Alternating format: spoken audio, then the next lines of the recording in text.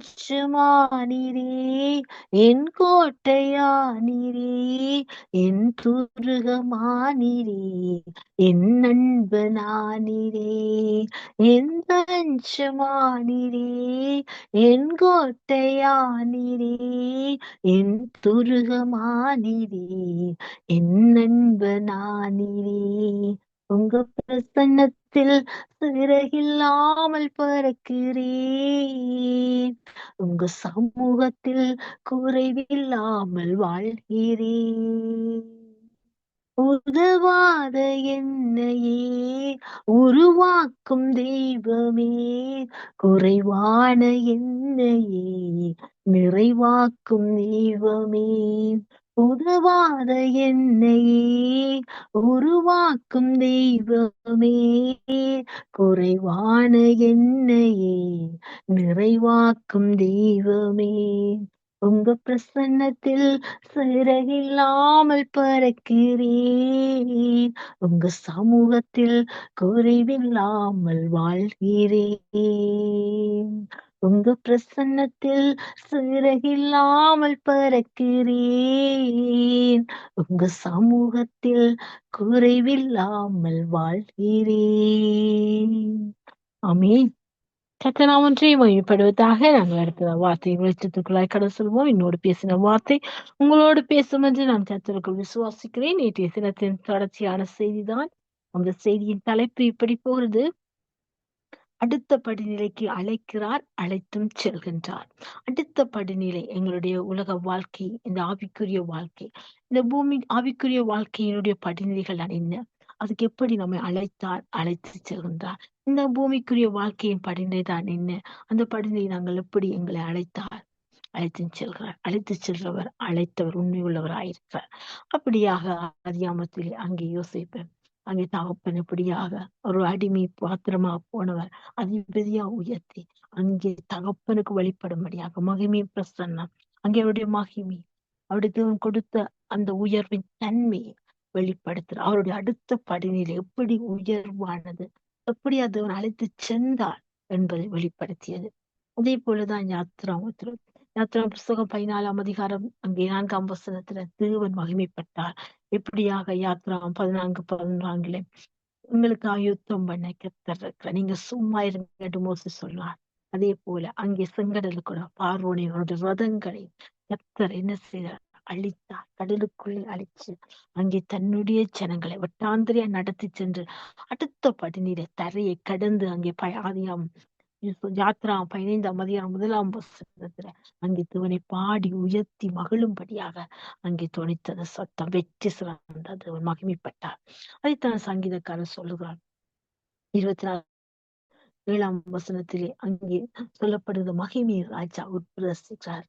அந்த தலைகளை உயர்த்துங்க, அநாதி கதவுகளை உயருங்க, அந்த மகிமை ராஜா உட்பிரவசிக்கிறார். அப்ப நாங்கள் எங்களுடைய தலைகளை உயர்த்தி அவரை துதிக்கும் போது எங்களை நிரப்புற தகப்பன் அடுத்த படிநிலைக்குள்ளே ஆவிக்குள்ள எங்களை நடத்தி ஒருமனப்படுத்தி அவருடைய சமூகத்தின் பிரசன்னத்தை நடத்தி செல்றதை நாங்கள் உணர்கிறோம். அதனாலதான் அங்கே சொல்கிறார், சாலமோனுடைய ஆலயம் கட்டின ஆலயம் அடுத்த படிநிலை வளர்ச்சியை கண்டது எப்படி என்று சொன்னார், அது சக்தினா மகிமையால் மிக்க கூடாத படிக்கு ஆலயம் முழுவதுமாய் நிரம்பிட்டு என்று சொல்லி அங்கே 2 புஸ்தகத்துல அங்க வாசிக்கலாம். அந்த பகுதியை 5ஆம் அதிகாரம் 14ஆம் வசனம், மகிமை தேவனுடைய ஆலயத்தை நிரப்பி அந்த மகிமையை பிரசன்ன அடுத்த படிநிலைக்கு கொண்டு அடுத்த படிநிலையை காணத்தான் மத்திய சுவிசேஷம் 17ஆம் அதிகாரத்துல இருந்து அந்த 1ஆம் வசனத்துல தன்னுடைய சீஷர்களாகிய அங்கே பேதுருவை, யோவானை, யாக்கோபையும் அழைத்து செல்கிறார். அங்கே மறுரூப மலையில அவர் மகிமைப்படுகிறார். அங்கே மறுரூப மலையில் அவர் மறுரூபப்படும் பொழுது அங்கே சீஷர்கள் அதை காண்கிறார்கள். அவ்வளவு காலம் அவர் நடந்து சென்று நன்மை செய்ய சுற்றி திரிந்த இயேசப்பாவுடைய பாதங்கள் அங்கே அற்புதங்கள், அடையாளங்கள், உவமை கதைகளுக்கூடாக, சுகப்படுதலுக்கூட, விடுதலைகளுக்கூட கண்டது. அவ்வளவு காலம் நடந்த பாதங்கள் அங்கே மறுரூபப்பட்டு அடுத்த படிநிலையின் உயர்வை அழைத்து சென்றது. அழைத்து செல்ற விதத்தையும் நாம் கண்டோம் நேற்றைய தினத்துல. இன்றைய தினத்துல நாங்க பார்க்க போறோம் அதுதான் ஆபகுக்கு அங்கே ஆகாய் 2 அதிகாரம் 9 சொல்றது, முந்தின ஆலயத்தை பார்க்கிறோம், அது பிந்தின ஆலயத்தின் மகிமை பெரிதாயிருக்கும். அதான் முந்தின ஆலயம் எப்படி இருந்தது, அந்த விட மகிமையின் மறுரூபமான ஆலயமாக அங்கே தேவன் மகிமைப்பட்டார் மறுரூபத்தில். அதைத்தான் மோசேக்கு அங்கே சொல்லுகிறார், சீனாய் மலையிலே 40 நாள் மோசே அங்கே சீனாய் மலையில தங்கியிருக்கும் போது இறங்கி வந்த போது அவருடைய முகத்தின் பிரசன்னத்தினால ஜனங்கள் அந்த முகத்தை பார்க்க முடியாத அளவுக்கு முகத்தை மூடு முக்காடு போடும் என்று ஜனங்கள் சொன்னார்கள். ஜனங்கள் அப்ப பாருங்க, அந்த ஜனங்களுக்கு ஏன் பார்க்க முடியவில்லை, அடுத்தபடி நிலை வளர்ச்சியில அழைத்தும் சென்ற விதத்தை அவர்கள் கண்டு கொண்டார்கள். அதனால் அவருடைய முக பிரசன்னம், அவருடைய பிரசன்னம், தேவ பிரசன்னம் அவருடைய முகத்திலே வெளிப்பட்டது, மகிமையின் பிரசன்னமாக மாற்றது. அப்ப அடுத்த படிநிலை எப்படி இருந்தது பார்த்தீங்கன்னா, அதே போலதான் இன்றைய நாள் அந்த தொடர்ச்சியிலே நாங்கள் காண போகிறோம். எப்படி என்று சொன்னார், அங்கே பேதுரு சொல்லுகிறார், மத்திய சுவிசேஷம் 17 அதிகாரத்திலே அங்கே 4 வசனம், அப்பொழுது பேதுரு இயேசுவை நோக்கி, ஆண்டவரே, நாம் இங்கே இருக்கிறது நல்லது, உமக்கு சித்தமானால் இங்கே உமக்கு ஒரு கூடாரமும், மோசைக்கு ஒரு கூடாரம், எலியாவுக்கு ஒரு கூடாரம், 3 கூடாரங்களை போடுவோம் என்றார். அப்ப பாருங்க, கூடாரம் கூடாரம் என்று சொன்னால் தங்குற இடம் எல்லாருக்குமே தெரியும். அப்ப தங்குற இடம் என்று சொன்னா அங்கே சங்கீதக்காரன் சொல்ல 118 சங்கீதத்திலே அங்கே வசனம் சொல்லுறது, நீதிமானின் கூடாரத்தை ரட்சிப்பேன், கம்பீர சத்தம் உண்டு. 118 சங்கீதம் 15 சொல்றது, நீதிமானின் கூடாரத்தில, நீதிமான்களுடைய கூடாரத்தை ரட்சிப்பின் கம்பீர சத்தம் உண்டு, கர்த்தருடைய வலதுக பராக்கிரம். அப்ப நீதிமான்களுடைய கூடாரம், அப்ப அங்க துதியின் கூடாரம், ரட்சிப்பின் கம்பீர சத்தம் அங்கே துணிக்கும்படி அப்ப கூடாரங்களை போடுவோம். ஏன் போடுவோமா, துதிக்கிறது அடுத்த படிநிலை, நாங்கள் மறுரூபப்படுகிற நிலை. துதிக்க துதிக்க துதிக்க மகிமையின் பிரசன்னத்தை அனுபவிக்க முடியும், பலத்தின் மேல பலன் அடைய முடியும்.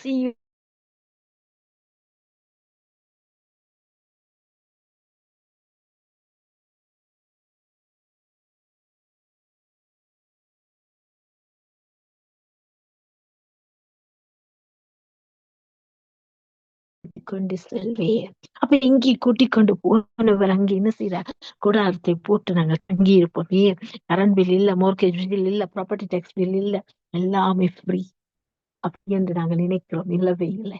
அப்பா உறவாடுற அப்பாவுடைய அன்பு, உண்மையான அன்பு அந்த மனசாட்சி காலத்துல நானும் நீங்களும் அனுபவிக்க போகின்றோம். அப்ப பாருங்கள், எங்களுடைய அடுத்தபடி நிலை எங்கே கொண்டு வருது, அவைக்கு ஜீவியம் பெற ராஜ்யத்தின் வாழ்க்கை செல்கிறது, பரிசுத்த வாழ்க்கை அங்கத்துவத்துக்களை கொண்டு போய் செல்கிறது. அவருடைய 1000 வருஷம் நானும் ஒரு பிள்ளை, நானும் ஒரு மகன் என்ற ஒரு அங்கத்துவத்தை காண்பிக்கிறது. எங்களுக்கு அங்கத்துவம் உண்டு என்பதை அது நிரூபிக்கிறது அல்லவா. ஒரு அடுத்தபடி நிலை எப்படிப்பட்ட உச்சக்கட்டத்தை கொண்டு போகுது, அதை அழிக்க முடியாது, அழியாதது, விலை கொடுத்து வாங்க முடியாதது, அது பணத்தாலோ பதவியினால பெற்றுக்கொள்ள முடியாதது, கிருபையினால பெற்றுக்கொள்ள முடியும். ஆம் பிரியம், அந்த கிருபையின் தாழ்மை உள்ள கிருபை அளிக்கிறார். அந்த தாழ்மை உள்ள குணத்தை எதிர்பார்க்கிறார். என்னிடத்தில் அடுத்த கட்ட வளர்ச்சிக்கும் அடுத்த படிநிலைக்கு அழைத்து செல்லவும் எங்களிடத்துல தாழ்மையை எதிர்பார்க்கிறார், காத்திருப்பை எதிர்பார்க்கிறார், பொறுமையை எதிர்பார்க்கிறார். அப்ப பாருங்க, அடுத்து அதுக்கு நல்ல ஆதாரப்பூர்வமா அங்கே யோவான் சுவிசேஷம் தெரிந்த பகுதி 2 அதிகாரம் 10, 11 பார்த்தீங்கன்னு சொன்னா அங்கே இயேசு அழைக்கப்படுகிறார். அங்கே காணா ஒரு கல்யாண வீட்டில் திராட்சரசம் குறைபட்டது. ஆனா அடுத்த கட்ட வளர்ச்சி அங்க குறைபட்ட திராட்சரசம் அங்கே தண்ணியால் பாத்திரம் 6 கச்சாடி நிரப்பப்படுது. அந்த நிரம்பின பாத்திரத்தை இயேசு அண்டையில என்ன செய்யறார், இயேசு அதை திராட்சை ரசமாக மாற்றுகிறார். அப்ப அந்த மனுஷன் சொல்லுகிறான், எந்த மனுஷனும் யோவான் சுவிசேஷம் 2 அதிகாரம் 10 உங்களுக்கு வாசிக்கிறேன். எந்த மனுஷனும் முன்பு நல்ல திராட்சை ரசத்தை கொடுத்து ஜனங்கள் திருப்தி அடைந்த பின்பு ருசி குறந்ததை கொடுப்பார், நீரோ நல்ல ரசத்தை இதுவரைக்கும் வைத்திருந்தீரே என்றார். அப்ப அடுத்த கட்ட வளர்ச்சி நிலை என்ன, அப்ப முதல் பந்தில இருந்தவனை தகப்பன் குந்தி இருக்க பண்ணி தான் செய்யும் அற்புதத்தின் மகிமை பிரசன்ன அடுத்த கட்ட வளர்ச்சி, இது குறைவல்ல, நிறைவு. இயேசு இருக்கிற இடத்துல நிறைவு. இசப்பா வந்து விட்டாலே அது நிறைவுதான், இசப்பாக்கு தொட்டு விட்டாலே அது நிறைவுதான். அவர் ஆடையில வல்லமை, அவர் பார்வையில வல்லமை, அவர் பேச்சில வல்லமை, அவர் நடக்கையில வல்லமை, அவர் சொல்லில வல்லமை, செயல்ல வல்லமை. அப்ப அவருடைய ஒவ்வொரு அசைவிலும் வல்லமை உண்டு, விடுதலை உண்டு, வெளிச்சம் உண்டு, அடுத்தப்பட்ட வளர்ச்சி நிலை உண்டு. எனக்கும் உங்களுக்கும் பிரியமானவர்களே. அப்ப இங்கே பாருங்க, முதல் பந்தியில குந்தி இருந்தவனை அங்கே அடுத்த பந்திக்கு குந்தி இருக்க பண்ணி அங்கே ருசி பார்க்க வச்சிருக்கிறார். ஏன்? தன்னுடைய மகிமையை தந்த இவ்விதமா இயேசு இந்த முதலாம் அற்புதத்தை கலிலியாவில கானா ஊர்ல செய்து தம்முடைய மகிமையை வெளிப்படுத்தினார். ஹalleluya. அப்ப பாருங்க, இந்த மகிமை வெளிப்பட்ட மகிமையின் தேவன் அழைப்பு பெற்றார். நேற்ற வேளை வந்தது, வேளை வரும் வரை அவர் அதை செய்யவில்லை. வேளை வந்தது, பிதாவின் வேளை. அந்த வேளையில் அற்புதம் நடந்தது. தண்ணீர் ரசமாக மாற்றப்பட்டது. ஒரு அடுத்த கட்ட வளர்ச்சி நிலையை இந்த பந்தியில இருந்த ஒரு மனுஷன் உணரும்படியாக, அந்த குறைவை நிறைவாக்கி அந்த காணவர் கல்யாணத்துல தேவ மகிமை வெளிப்படும்படியாக முதலாம் அற்புதம் ஒரு அடுத்த கட்ட வளர்ச்சி நிலையை காண்பிக்கிறது. பிரியமானவர், அப்ப இப்படிப்பட்ட தேவன் நம்மோடு இருக்கிறார். பாத்தீங்களா? அப்ப நிறைவானது வரும்போது குறைவானது ஒளிந்து போகும் என்று சொல்லி 1 கொரிந்தியர் 13:10 சொல்லுகிறது. அப்ப அந்த நிறைவானவர் யாரு? நம்முடைய இயேசப்பா. அந்த நிறைவான மகிழ்ச்சியை தரும் பொழுதுதான் எங்களுக்குள்ளே நிறைந்திருக்கின்றார். நாங்கள் அடுத்த கட்ட வளர்ச்சி நோக்கி அழைத்து செல்றதோரிடம் எப்படி அழைத்திருக்கிறார், அழைத்து கொண்டு செல்கிறார் என்பதை நானும் நீங்கள் உணராதபடிக்கு சில குறைவுகளை கண்டு, சில பலவீனத்தை கண்டு நாங்கள் முறுமுறுத்து சோர்ந்து போகின்றோம். அதனால அப்பா சொல்றாரு, இல்ல இல்ல மகளே, நான் காணும்படியாக நீ என் சமூகத்துல குந்தி இருந்து பார். நீ குந்தி இருந்து பார். நீ அமர்ந்திருந்து நானே தேவன் என்று நீ அறியுங்கன்னு சொன்ன, அறிந்து பார். நிச்சயமாக அடுத்த கட்ட வளர்ச்சிக்கு அழைக்கிறார், அழைத்தும் செல்கிறார், நம்மை வெளிப்படுத்தி காண்பிக்கிறார். பிரியமானவர்களே, அதே போல இன்னொரு உதாரணத்தை பார்ப்போமா என்றால், அங்கே சங்கீதக்காரர் சொல்லுகிறார். சங்கீதம் 23ஆம் சங்கீதம் உங்களுக்கு தெரிஞ்ச பகுதிதான். ஆனாலும் பார்ப்போம் அந்த சங்கீதத்தை. அவர் சொல்லுகிறார், சங்கீதக்காரன் பாருங்க, 4ஆம் வசனம் சொல்கிறது, நான் மரண இருளின் பள்ளத்தாக்கிலே நடந்தாலும் பொல்லாப்புக்கு இருளின் பள்ளத்தாக்கு, நிச்சயமா அந்த மரண இருள், ஒரு கொடிய இருள், ஒரு பயத்தின் இருள், அடுத்த நிமிஷத்துக்கு என்ன நடக்க போகுது? மரணம் தானே. அப்ப அந்த இருளில் நான் நடந்தால் நான் பயப்பட. ஏன் என்று சொல்ல, அவருடைய விசுவாசத்தின் அடுத்த படி நிலையில் வளர்ச்சியை அழைச்சிருக்கிறார், அழைத்து செல்கிறதுனால அங்கே அவர் சொல்லுகிறான் என்னென்று சொன்னா, நான் பயப்படேன், தேவரீர் என்னோடு கூட இருக்கிறீர். கூட இருந்ததால கூட்டி கொடுத்து விட்டார் ஆயுசை. அந்த மரண இருள் அவனை என்ன செய்யவில்லை, சேதப்படுத்தவில்லை. என்று சொன்னால் இருளின் தேசத்தில் குடியிருக்க வெளிச்சம் உதித்தது. எஸ்ஐயா தீர்க்க சொன்ன வார்த்தை நிகழ்ந்தது, நிறைவேறியது. அப்ப இங்க பாருங்க, அப்ப அடுத்த கட்ட வளர்ச்சி, விசுவாச வளர்ச்சியின் நிலை எப்படி சொல்லப்படுது பாத்தீங்களா? இது நமக்கு இன்னொரு படி நிலையை உயர்த்தப்படுறதுல அழைத்திருக்கிறார், அழைத்து செல்கிறார் அல்லவா? அப்ப இந்த எந்த இருள் வந்தாலும் இந்த இருள் நம்மை மூடிக்கொள்ள முடியாது. ஏனென்று சொன்னால் வெளிச்சம் இருளுக்கும், ஒளிக்கும் இருளுக்கும் சம்பந்தமே இல்லை.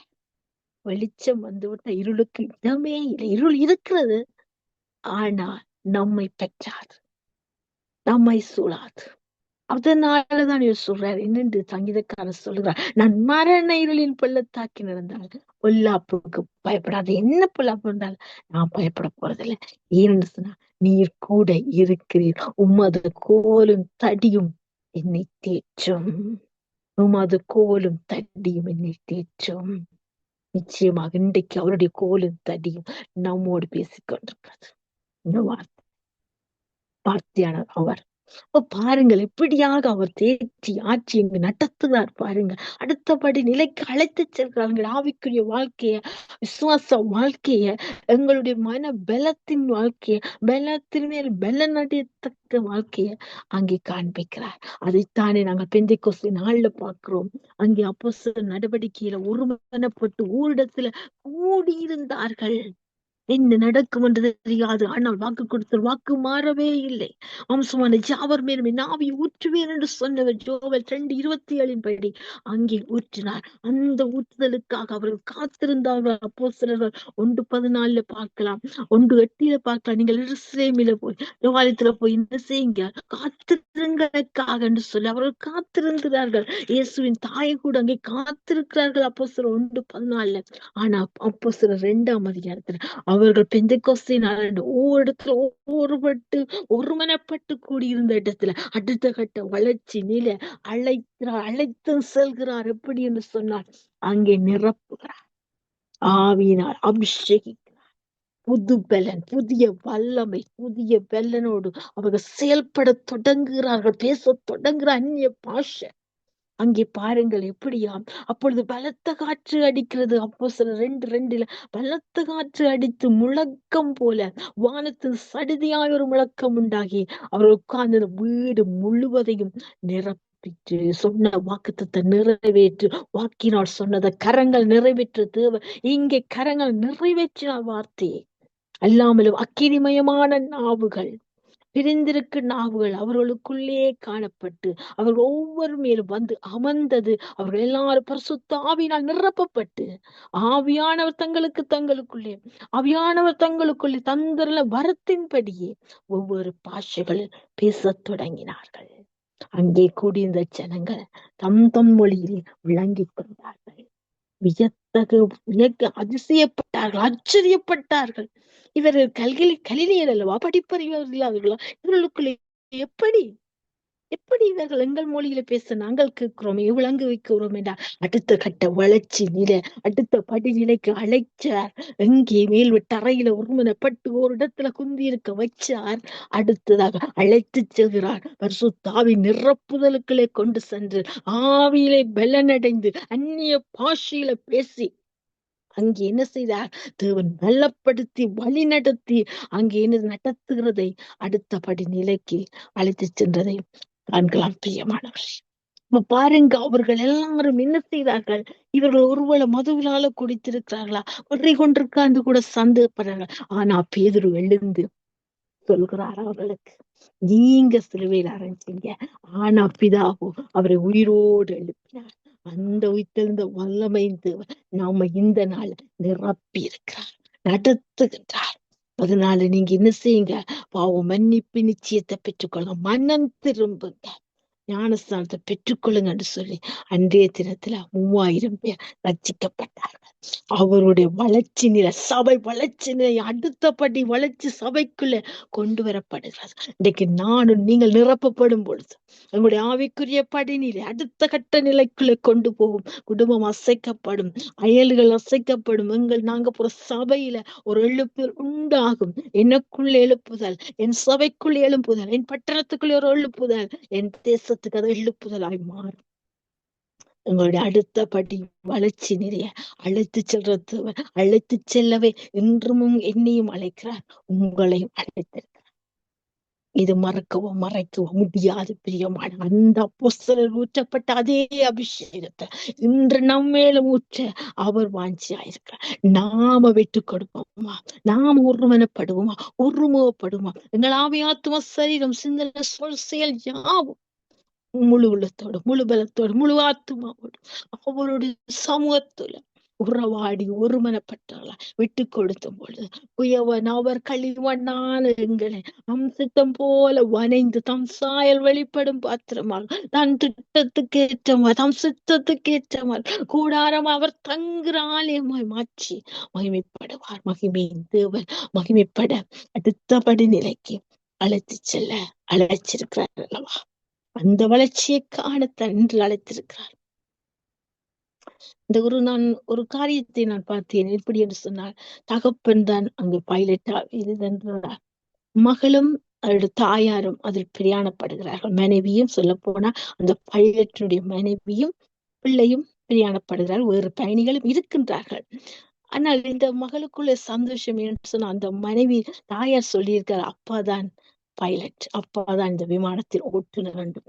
அந்த பிள்ளை ஆவலோடு அந்த வாசலை பார்த்து கொண்டிருக்கிறது.